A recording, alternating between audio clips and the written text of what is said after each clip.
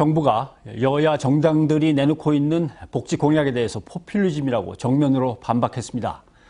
이제 4대강 사업도 마무리돼 가고 있고, 그리고 국회에서 FTA 비준도 받았으니까 국회에게 아쉬울 게 없다는 얘기겠죠.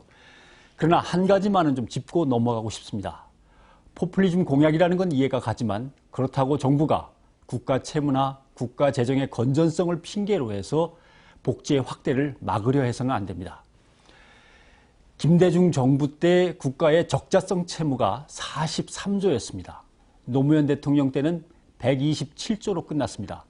이명박 정부 때는 이미 200조를 넘어서 아마 230조나 240조에서 끝날 것으로 예상이 됩니다. 127조에서 240조. 그러면 차액인 110조 원을 서민들이 복지로 먹어치웠냐? 그렇다면 서민 복지는 해마다 이명박 정부 들어서 30% 내지 40%씩 껑충껑충 띄었어야 되는데 우리는 그런 거 먹어본 적이 없습니다. 그럼 어디에다 썼을까? 제가 계산을 뽑아보겠습니다. 4대강 사업에 22조, 다 아시는 대로 들어갔습니다.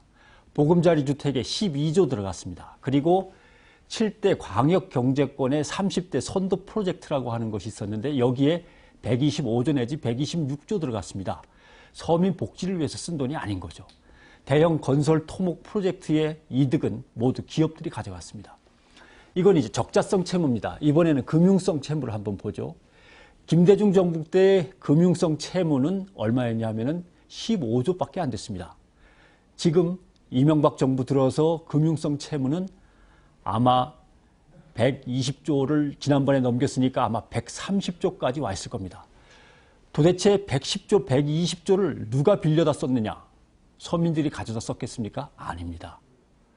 이거는 외화, 위기관리 대비용이라든가 환율 방어용으로 다 쓰였습니다. 결국 그 결실은 누가 따먹었냐 하면은 수출하는 대기업들이 환율 방어, 외환 안정의 결실을 따먹었습니다. 이것도 서민들이 쓴 돈이 아닙니다. 자, 지금 본대로 정부의 건전 재정이나 국가의 채무는 서민들이 써서 그렇게 된 게 아닙니다. 모두 정부가 대형 프로젝트나 기업들을 위한 정책에 쓰다 보니까 그렇게 된 겁니다.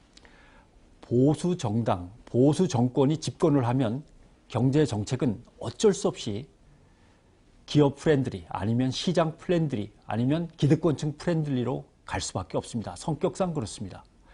그러면 사회에는 빈곤과 불평등이 늘어갑니다.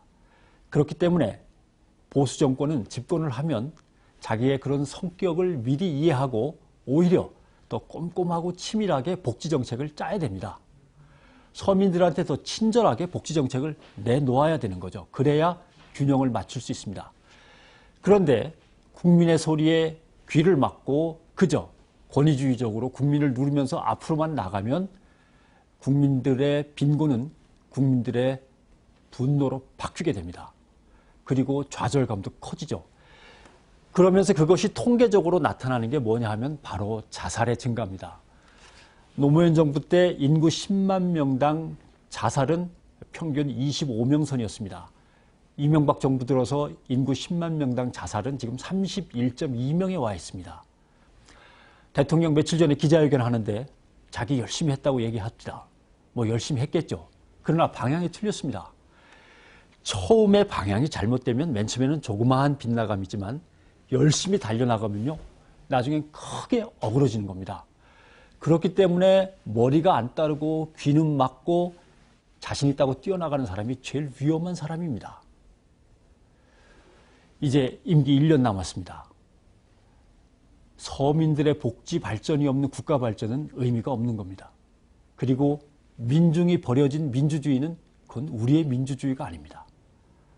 대통령이 지금부터 해야 될 일은 앞만 보고 달려나가는 게 아닙니다. 무조건 성장은 암세포가 자랄 때 쓰는 것이고 대통령은 이제 속도를 멈추고 호흡을 가다듬고 주변을 좀 돌아봐야 됩니다. 굽은 것들은 바로 잡고 높은 것을 깎아서 낮은 것을 메우고 이것이 대통령의 남은